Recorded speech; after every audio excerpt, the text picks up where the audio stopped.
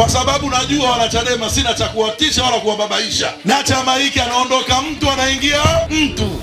Hata leo hii nitoe mfano, Mheshimiwa Mbowe amwe kutuacha, kweli chama hiki kitayumba kwa watu wote sisi. Ndio maana tunamwambia mtu, bwana, kama umetuchoka we nenda.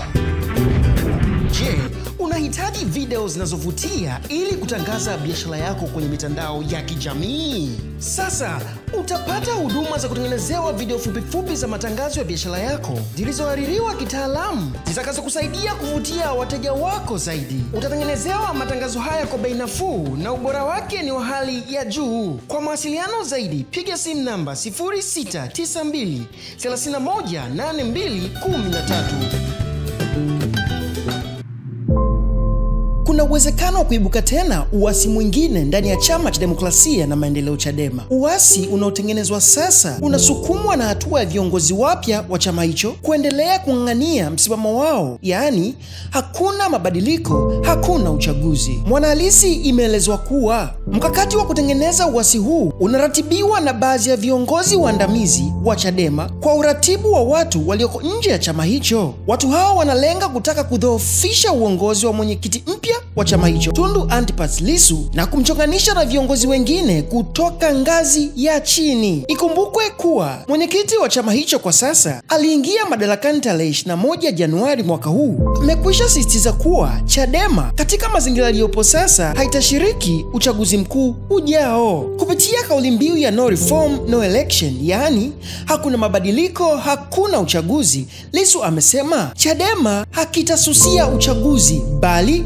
kitazuia uchaguzi kufanyika. Mpaka sasa Bwana Lissu hajataja njia ambayo watatumia kuzuia uchaguzi kufanyika. Kiongozi mmoja mwandamizi ndani ya Chadema ameiambia Mwanahalisi kuwa kuna watu wanaanza kujipanga kutengeneza uasi ikiwa Chadema haitashiriki uchaguzi ujao. Amesema hivi: lengo ni katika kutaka kuleta chokochoko ndani ya chama ili badala ya kushughulikia matatizo yanayotokana na mifumo ya uchaguzi, viongozi wetu wajielekeze kwenye kushughulikia waasi ndani ya chama. Hata hivyo, wakati Chadema ikijiapiza uchaguzi kutokufanyika, makamu mwenyekiti wa Chama cha Mapinduzi Bara Stefan Wasila na katibu mkuu wa halmashauri kuu ya NEC itikadi na uenezi wa chama hicho Amos Makala wamesisitiza uchaguzi utafanyika na hakuna anayeweza kukwamisha. Amesema hivi: ni ndoto kusema uchaguzi mkuu hautafanyika, utafanyika tena mchana kweupe. Makala alizungumza hayo wakati akizungumza na viongozi wa mashina, kata, matawi na mabalozi wa CCM wilaya ya Kinondoni juzi Jumanne. Makala amesema kuwa chama chenye umma mkubwa nchini ni CCM, hivyo kinapojitokeza kingine kikidai